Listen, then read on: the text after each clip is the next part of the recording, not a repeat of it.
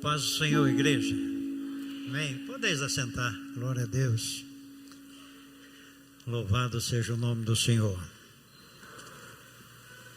Eu quero, nesta noite, junto com os irmãos,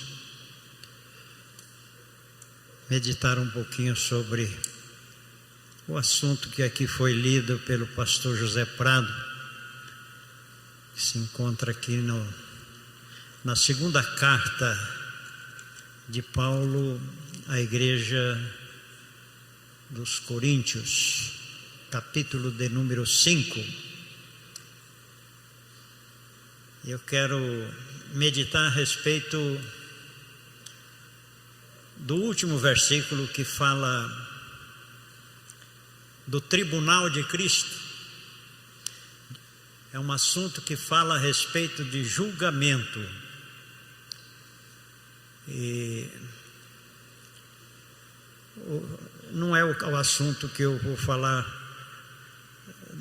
do julgamento nosso, etc., mas do julgamento de Deus. E às vezes a gente ouve pessoas falar: vocês não devem julgar, porque nem o próprio Jesus, não veio para julgar e para condenar, conforme está no capítulo 3 do Evangelho de São João. Está escrito assim: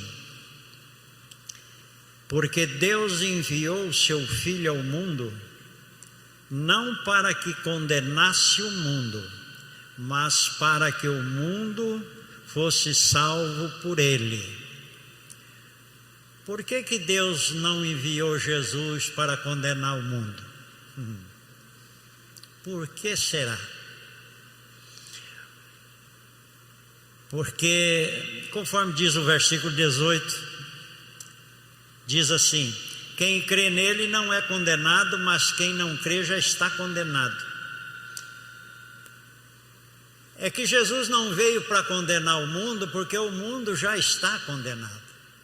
Deus não precisava enviar mais ninguém aqui para condenar nós, porque nós já estávamos condenados, porque somos pecadores por natureza. Paulo, quando escreveu aos Romanos, no capítulo 3, verso 23, ele diz assim: porque todos pecarão e destituídos estão da glória de Deus. Davi, lá no Salmo 51, ele diz assim, que em iniquidade gerou a minha mãe, eu fui gerado, por quê? Porque a mãe dele não era uma pecadora, era uma mulher temente a Deus, mas era uma pecadora por natureza. Então, todos nós, quando nascemos, me lembro de pastor Efraim, lá de São Bernardo, ele dizia assim: o ser humano, para não ter direito à vida eterna, basta apenas ele nascer, crescer e não reconhecer Cristo como o seu Salvador. Ele é um candidato eleito com todos os votos para a perdição eterna. Então, por isso que João registrou aqui esta palavra, dizendo assim, que Deus não enviou Jesus para condenar, mas para salvar, porque o mundo já está condenado.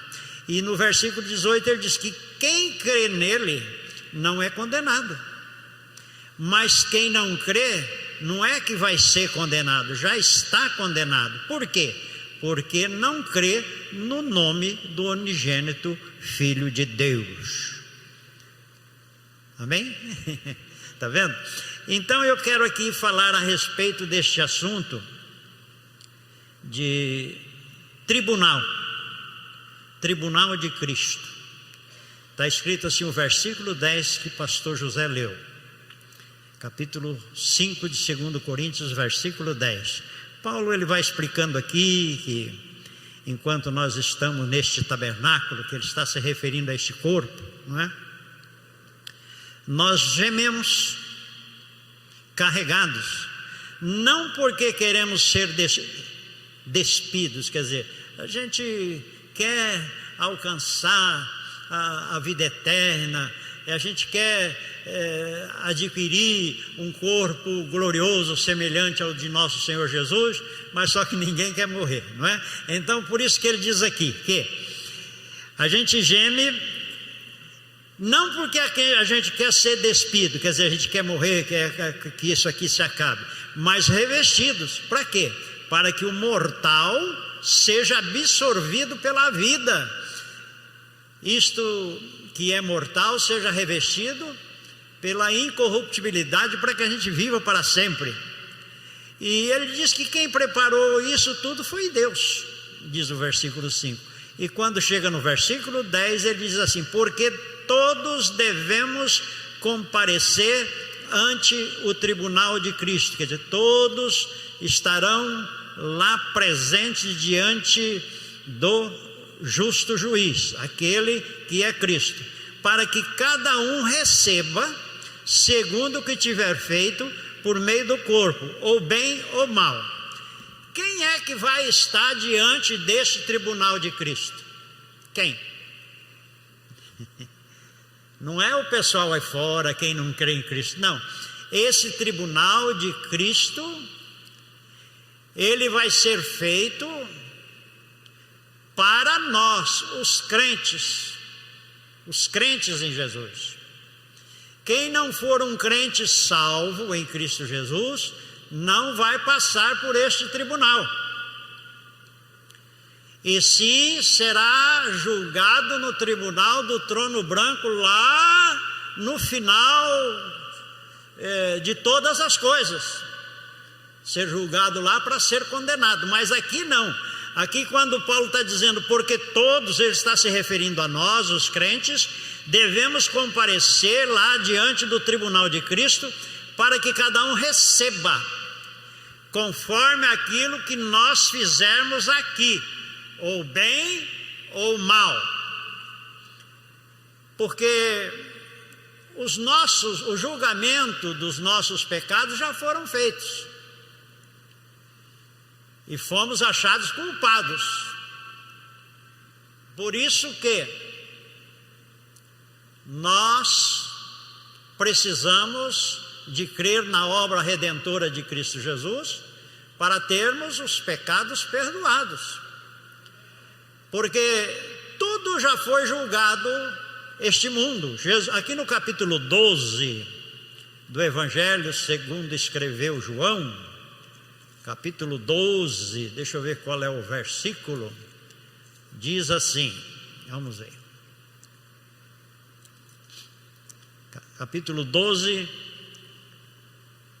versículo de número 30 ou 32, ou 31, 30 e 31. Jesus estava ali junto com a multidão, e Jesus falou com o Pai: Pai, a minha alma está perturbada, quer dizer, está angustiada, porque ele sabia o que ia acontecer com ele, porque ele veio para isso, né? Então ele falou: Pai, a minha alma está angustiada, e o que eu vou fazer? O que eu vou dizer? Pai, me livra dessa hora, me salva dessa hora? Não, porque eu vim exatamente para isso, para esta hora. Então eu não vou pedir para que o Senhor me livre, porque eu vim para fazer isso. Aí veio uma voz do céu, e aquela voz, diz o versículo 28, diz assim: quando Jesus falou: Pai, glorifica o teu nome, então veio uma voz do céu e disse: já o tenho glorificado, e outra vez o glorificarei. E a multidão que ali estava, e que tinha ouvido aquela voz, então dizia que tinha sido um trovão, alguma coisa, um estrondo que tinha acontecido, e outros diziam: eu acho que foi um anjo que falou alguma coisa para ele. Isso é muito importante, irmãos, mas Jesus, ele respondeu: sabe, pessoal, Esta voz que veio não foi por amor de mim, não. Foi por amor de vocês. Porque as pessoas que não têm lá uma comunhão plena com Deus, não entendem a voz de Deus. Quem tem comunhão com Deus, entende a voz de Deus. Senão a gente só vai achar que foi um barulho, que foi um estrondo, que foi algo anormal e etc. Mas quem tem comunhão com Deus sabe quando é que Deus fala com a gente. E então nós vemos que no versículo 31 Jesus falou assim, veja aqui o julgamento. Jesus falou assim: agora é o juízo deste mundo. Agora será expulso o príncipe deste mundo. Então nós vemos aqui, irmãos, que o juízo, o julgamento deste mundo foi feito e foi achado em falta, condenado, e Jesus então morreu na cruz do Calvário para o resgate do mundo, isto é, de todos aqueles que nele crê. E ele disse: o príncipe deste mundo já está julgado, quer dizer, o Satanás, o diabo, ele já está condenado, já foi expulso, mas ele não está, está. Mas ele não é mais aquele que tem aquela liberdade para fazer o que bem entende. Eu vejo o diabo como um cão muito feroz, um cão amarrado numa corrente muito forte, e que ele causa medo, causa susto, traz assim susto, assusta a gente, faz medo às pessoas. Quando vai passando num determinado lugar e tem esse cão feroz amarrado em uma corrente bem resistente, ele vem com tudo para pegar a gente. Mas quando acaba a corrente, ele para, ele não dá jeito de ir mais para frente. Ele toma aquele tranco e fica todo nervoso, mas não passa daquele lugar porque a corrente está segura. Então o Satanás foi julgado e condenado e expulso deste mundo. Por isso que Tiago ensina na sua carta dizendo assim: achegai-vos a Deus, primeiro passo, achegai-vos a Deus. Aí depois vocês podem fazer o seguinte: resistir o diabo e ele fugirá de vós. Então o diabo hoje, o crente não precisa ter medo do diabo. Só que a gente também, eu vejo uns crentes abusados que fica xingando o diabo, falando uns palavrões, umas coisas, e isso não deve ser feito. Judas, quando escreveu a sua carta, disse que o arcanjo, ele não proferiu palavras de maldição contra o demônio lá, o Satanás, não. Ele simplesmente disse: o Senhor te repreenda. Eu vejo umas pessoas xingando o diabo de uns nomes feios aí, umas coisas. Não é assim. Ele é um ser espiritual, caído, condenado, mas ele tem muito poder, viu, irmãos? A prova disso é a gente ver a desgraça que acontece no mundo todo. Aquilo tudo é inspiração do diabo. Mas não falou aí que ele foi condenado e expulso? Foi expulso, sim, das regiões aonde Cristo habita. Então Jesus habita em cada crente que crê no seu nome. Então por isso, meus amados irmãos, é que o diabo, quando ele vem para te atacar, se você estiver em comunhão com Deus, tem se achegado a Deus, você pode resistir o diabo com confiança, porque ele vai fugir de você. Porque ele tem medo de você? Não, ele não tem medo de nós não. Se ele pudesse, não resta a menor dúvida que ele nos destruiria. Mas por que ele vai fugir de você e de mim? Por causa do Cristo que habita dentro de nós.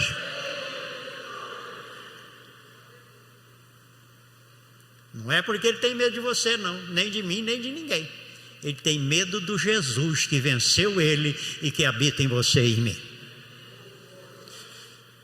Eu me lembro uma certa ocasião, já faz uns par de dias isso, uns 30 anos.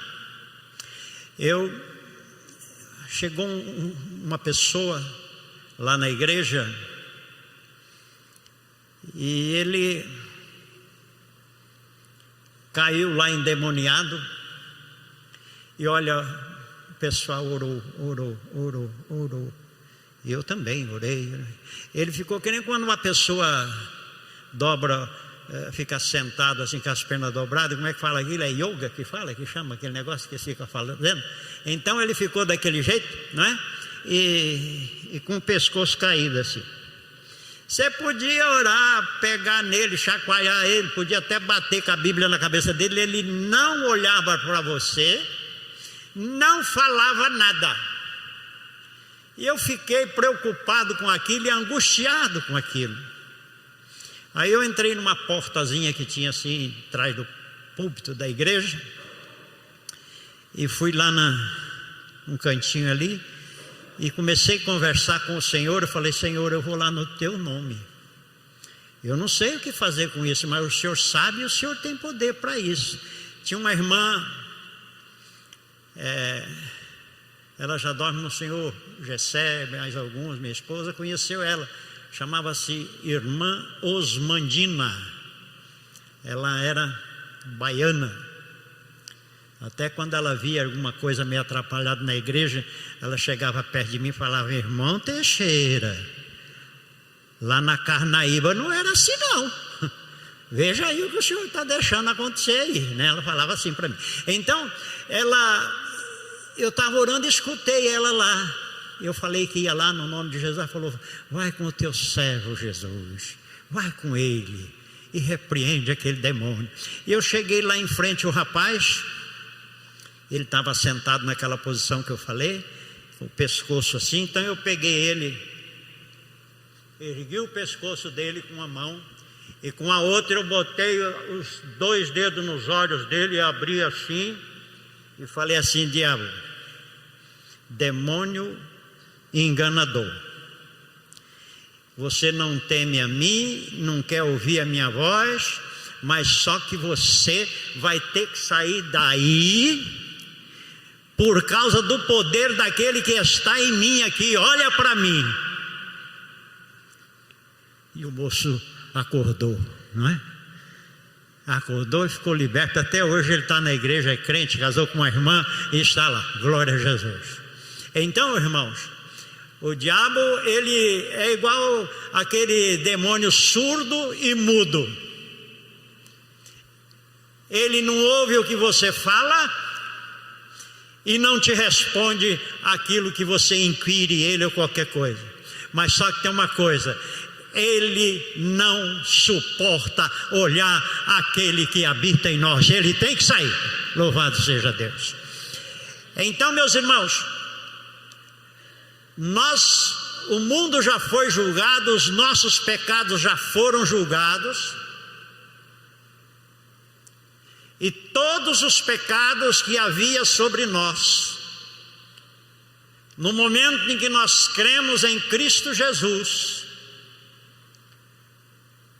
eles foram pagos, resgatados. Nós fomos da nossa dívida que tínhamos, e essa dívida do pecado ninguém pode pagar. Não existe recursos que possa remir a pessoa de uma situação de pecado, só Cristo Jesus. Por isso que Paulo, quando escreveu a sua carta aos Colossenses, lá no capítulo 2, versículo 14, Ele diz assim que aquela cédula que nos era contrária, quer dizer, aqueles pecados que nos acusavam, que nós devíamos e não tínhamos como pagar, lá Paulo escreveu aos Colossenses dizendo assim, que aquela cédula que nos era contrária, que nos acusava, que nos distanciava de Deus, Cristo foi lá, pagou aquela cédula, pegou a cédula e cravou na cruz do Calvário, para que todos possam ver que a nossa dívida foi paga pelo nosso Senhor e Salvador Jesus.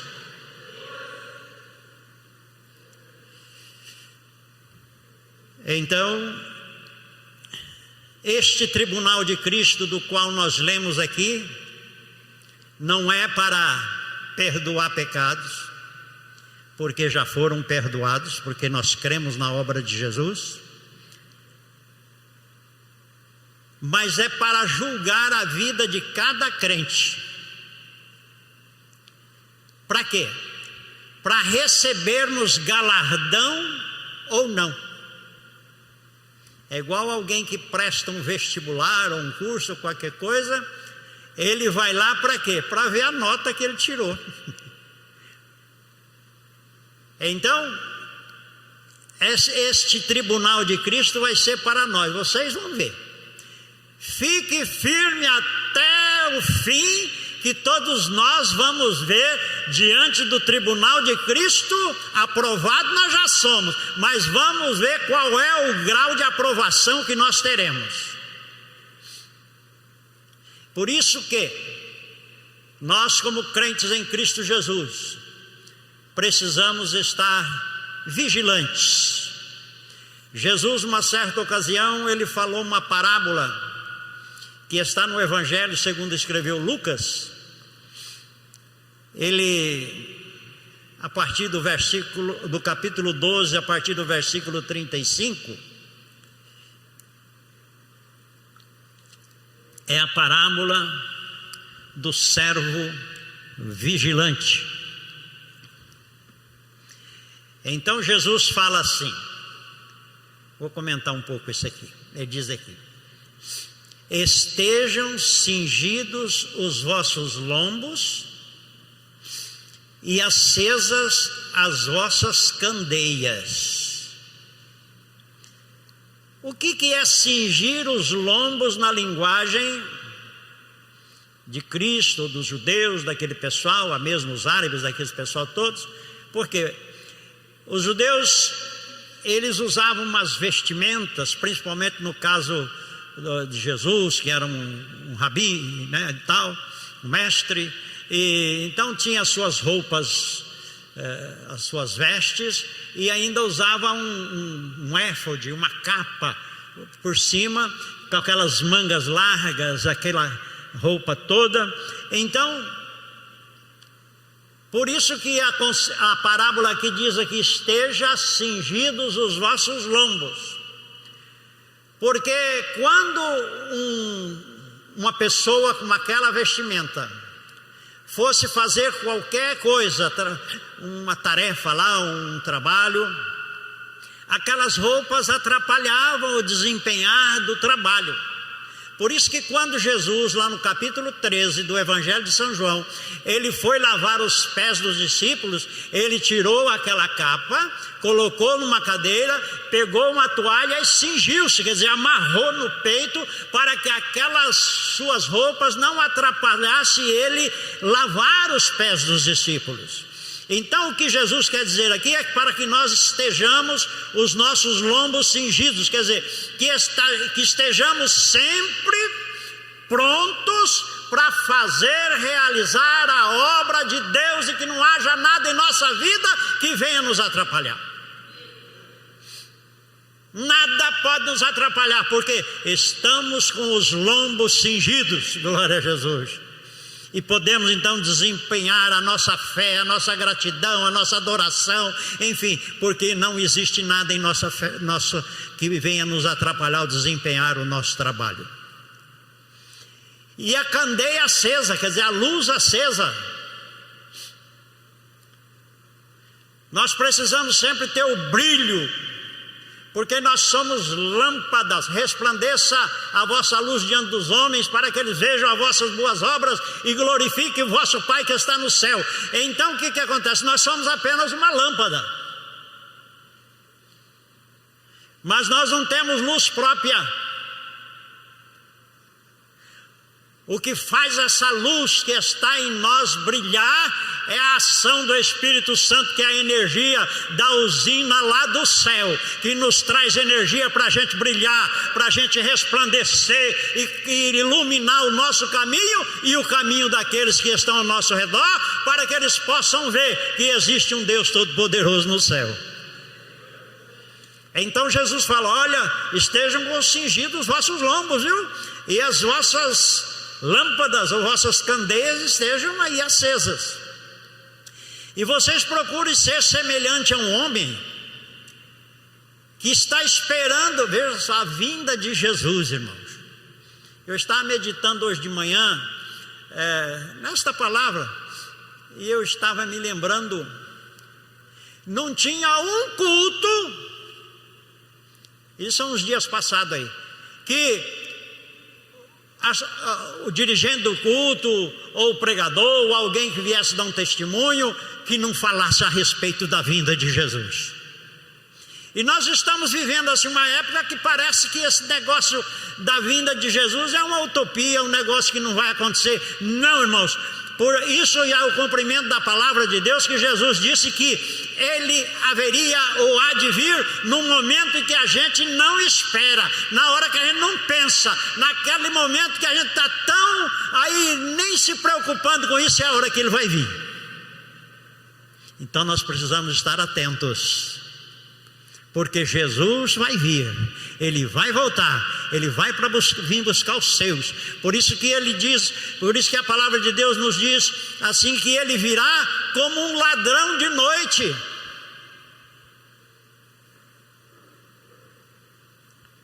Como é que vem o ladrão à noite? Ninguém vê. A pessoa está desapercebido, ou está viajando, ou está dormindo. Ele entra em casa,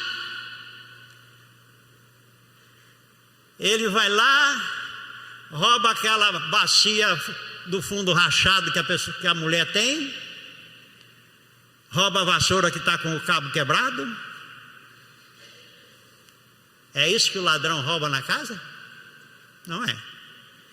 Ele vai procurar ver se tem dinheiro lá se tiver cofre ou nas gavetas, se ele acha alguma peça de ouro, um relógio, como é que chama, um notebook, ele vai procurar as coisas que têm valor.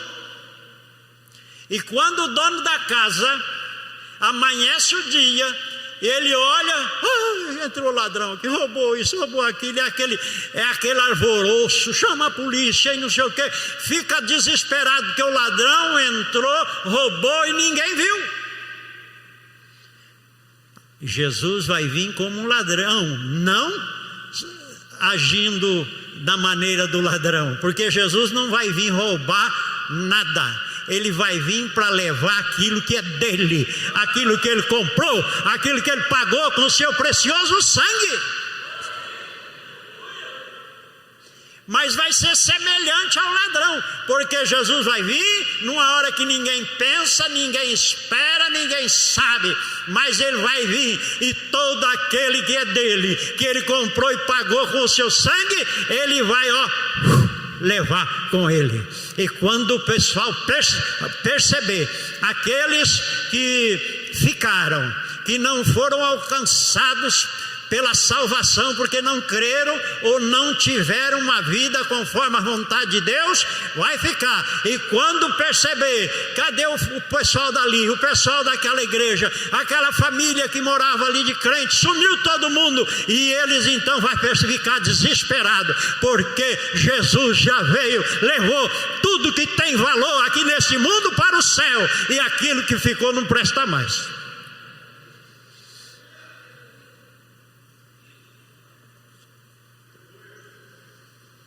Aleluia. Então Jesus avisou para nós ser vigilante. Ele fala aqui no capítulo 12 de São Lucas ainda, O versículo de número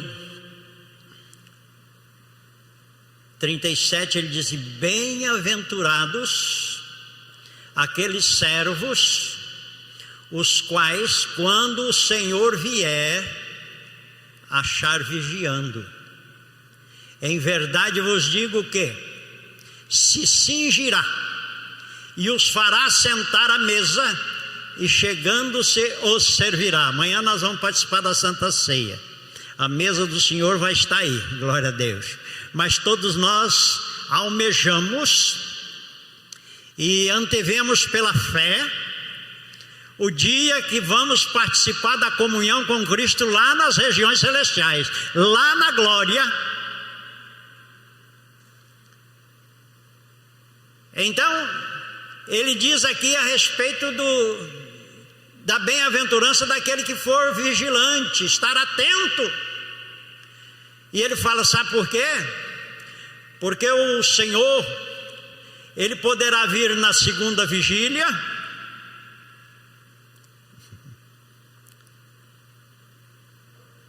e se vier versículo 38, se vier na segunda vigília, que é das 9 à meia-noite, né? Mas eu creio que a primeira e a segunda vigília já foi. Nós estamos na última.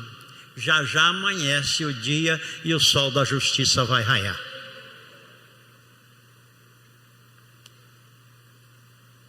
Então Jesus disse: sabei, porém, isso, diz o versículo 39, que se o pai de família soubesse, veja só, se a pessoa soubesse que hora que o ladrão ia vir, ele ia ficar de plantão ali esperando, não é?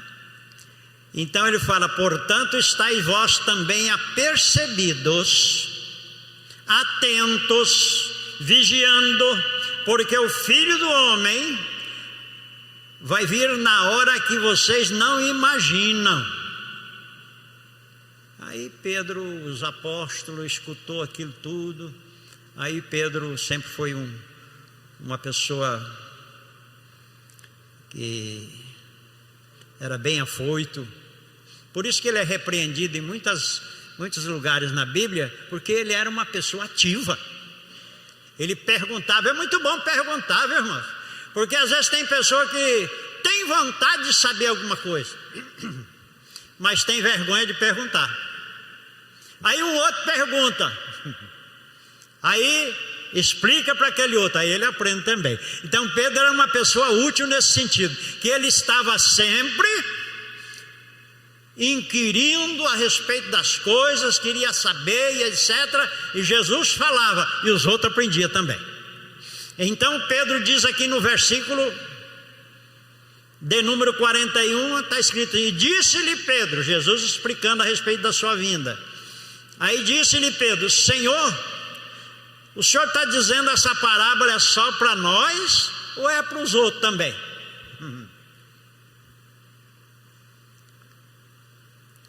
Isso aqui é para todos, irmãos. Saber que Jesus vai vir numa hora que ninguém vai estar pensando que ele virá, e ele vai chegar. Glória a Jesus. Então o Senhor disse algumas coisas a respeito do mordomo fiel e prudente, não é?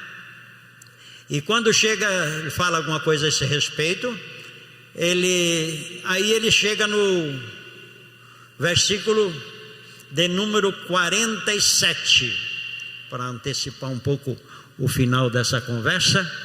Ele diz assim: e o servo, ele está falando assim da responsabilidade. Ele fala assim que o servo que teve conhecimento da vontade do seu Senhor e não se aprontou, nem fez conforme a sua vontade, será castigado com muitos açoites. Aqui está falando de castigo, de condenação, porque haverá vários graus de sofrimento na condenação, no inferno, assim como haverá vários graus de coroas e de benefícios adquiridos na glória, no julgamento do Senhor. Porque às vezes a gente fala assim: Ah, mas Deus não faz acepção de pessoas. Não é que Deus está fazendo acepção, não. Porque às vezes a pessoa fala que acha que Deus vai dar mais glória para um do que para outro. Vai. Nós vamos ver lá no versículo 10 que foi lido aqui. Porque os irmãos conhecem aquela passagem que Jesus saiu para...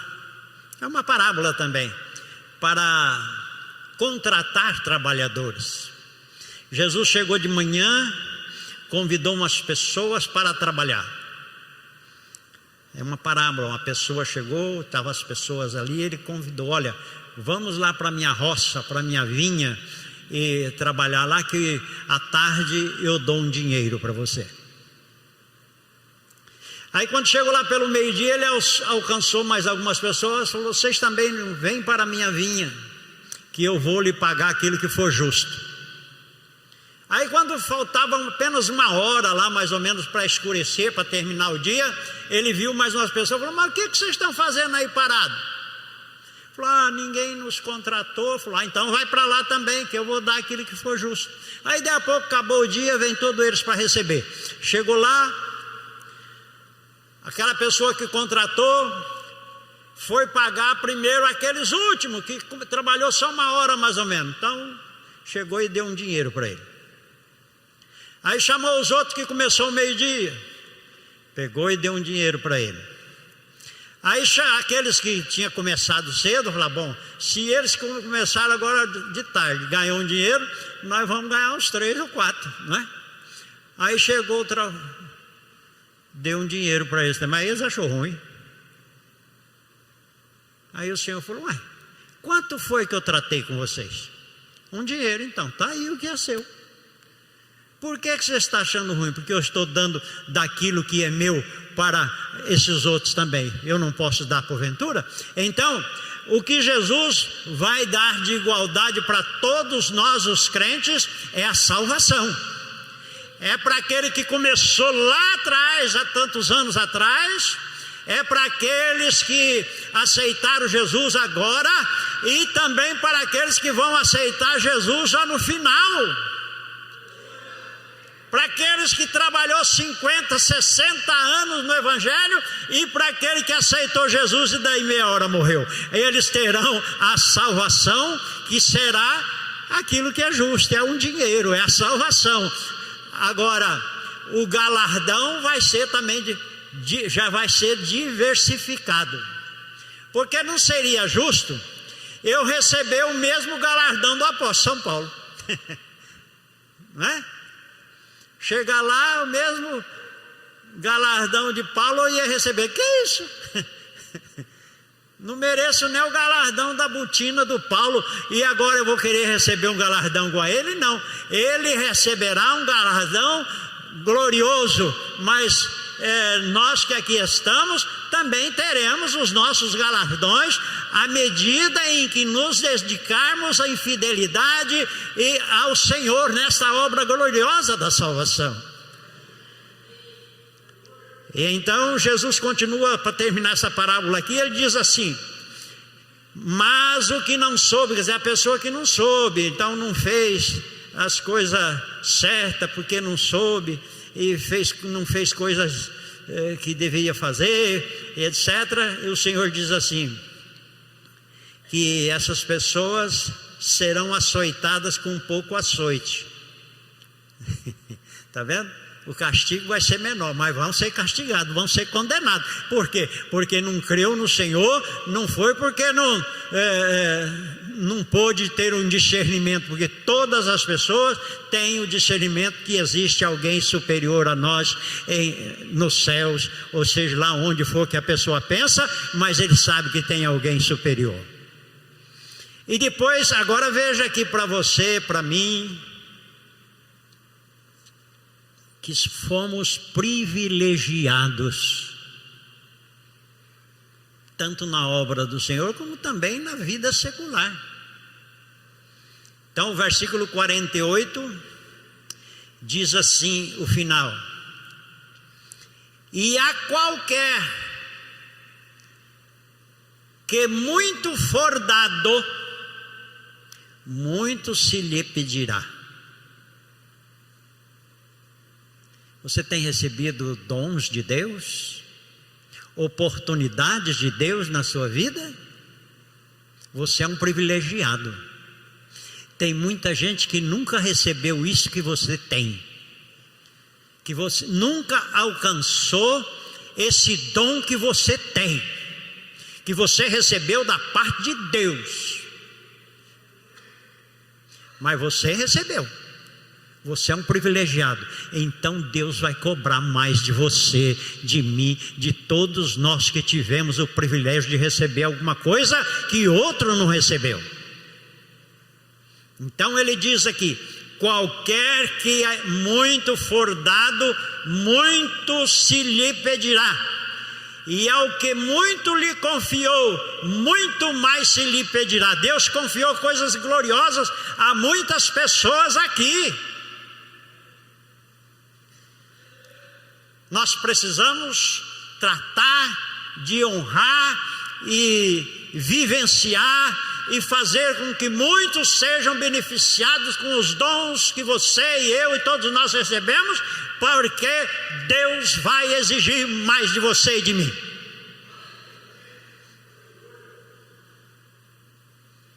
Então, por isso, irmãos, que nós iremos passar pelo tribunal de Cristo. E nesse tribunal nós seremos julgados. E é um julgamento glorioso que não tem mais advogado, viu, irmãos? Lá não tem mais advogado, porque toda a causa da nossa vida estará patente diante daquele que conhece tudo e a todos. Os olhos do Senhor serão como olhos de fogo, que vai passar sobre a nossa vida, e tudo aquilo que tiver, que não foi feito, aquilo que estiver oculto, que a gente foi salvo, mas aquelas artimanhas, nós vamos saber, e vai ser apresentado e patenteado ali naquela hora. Então, por isso que o mesmo apóstolo São Paulo, ele escreveu a sua primeira carta a essa mesma igreja de Coríntios, no capítulo 3 de 1 Coríntios,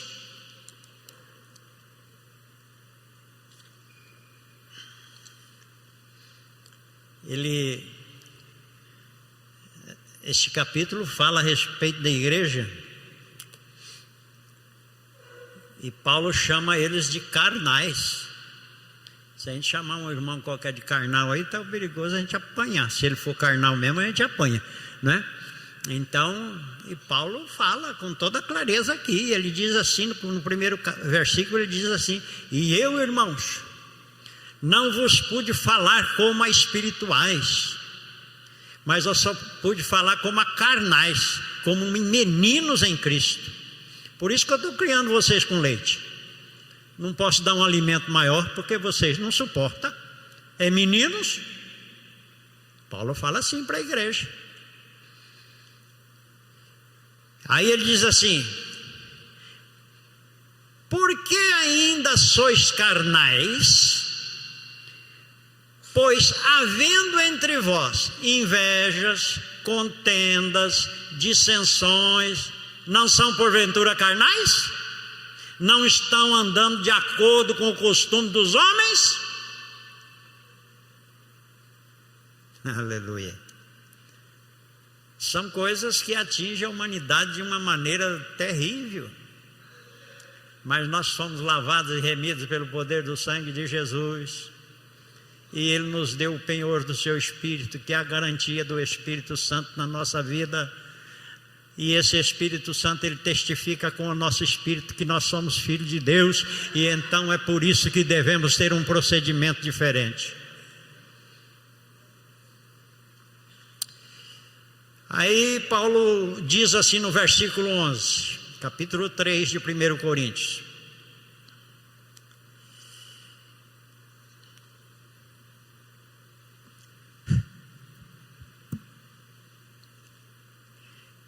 porque ninguém pode por outro fundamento, além do que aquele que já está posto, que é Cristo Jesus.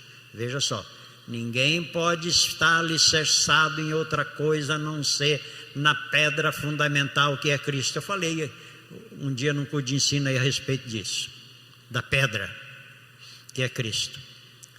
E ele diz aqui, veja só, nós estamos alicerçados em Cristo Jesus.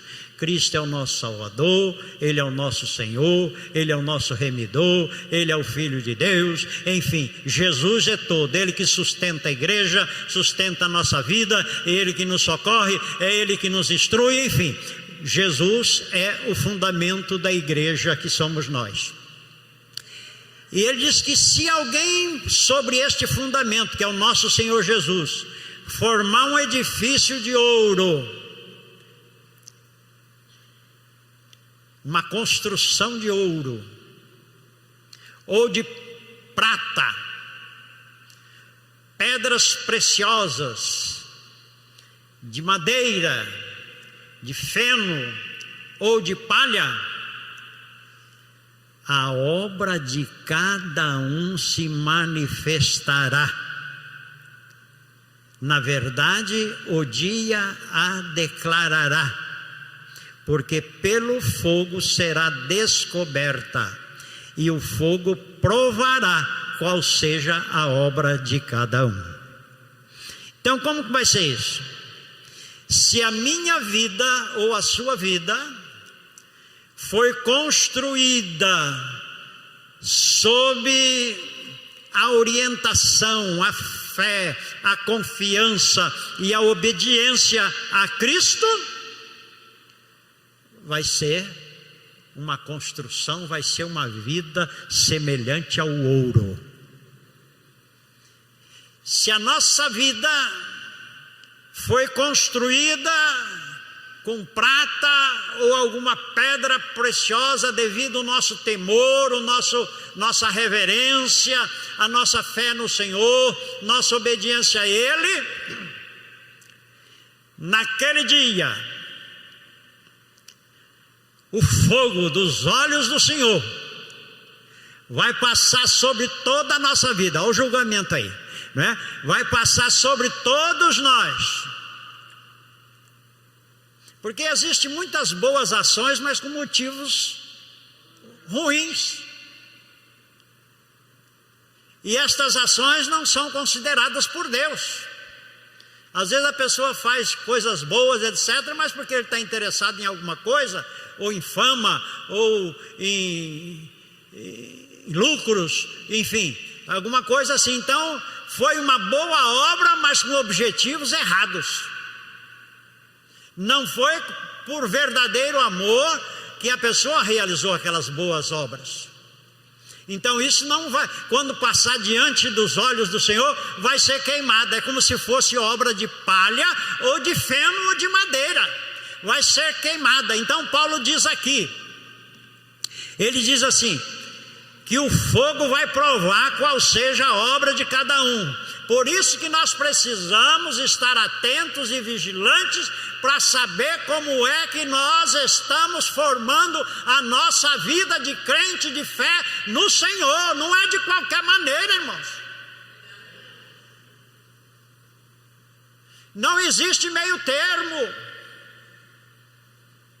Ou é crente ou não é. Ou é salvo ou não é. Não tem meio termo. Ou é céu ou é inferno. Não existe um terceiro.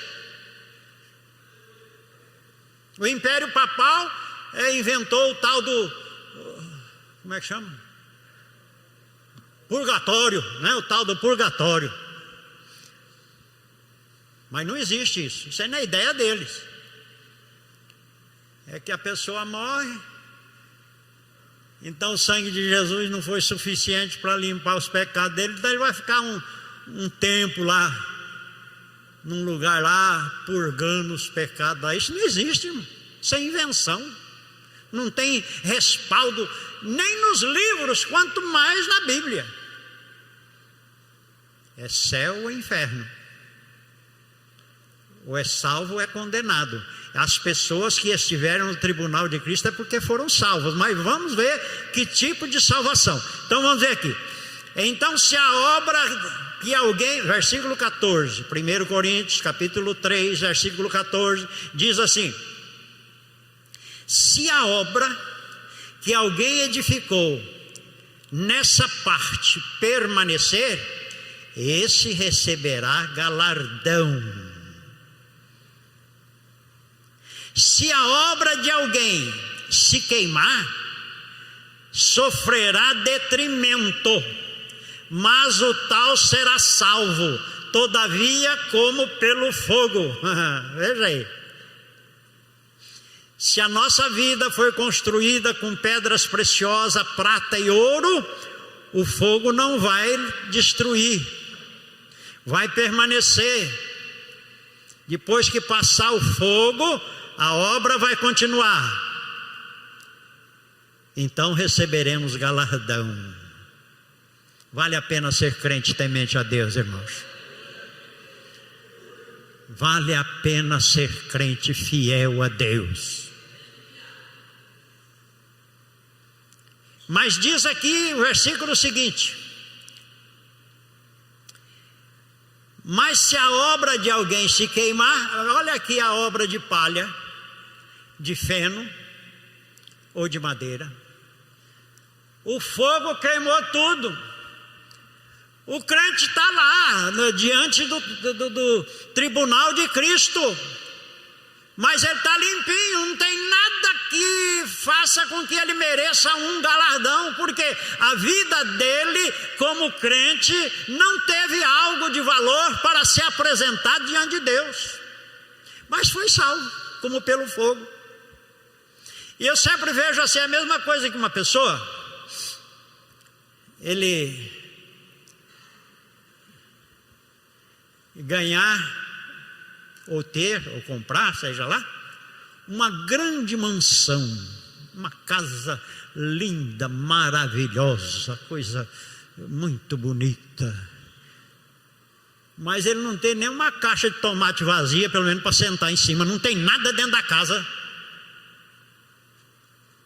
A casa é maravilhosa, mas ele não tem nem um caixote para sentar em cima, não tem nada, não tem uma panela, não tem um fogão, não tem uma cama, não tem nada. Está uma casa maravilhosa, mas não tem nada dentro de casa.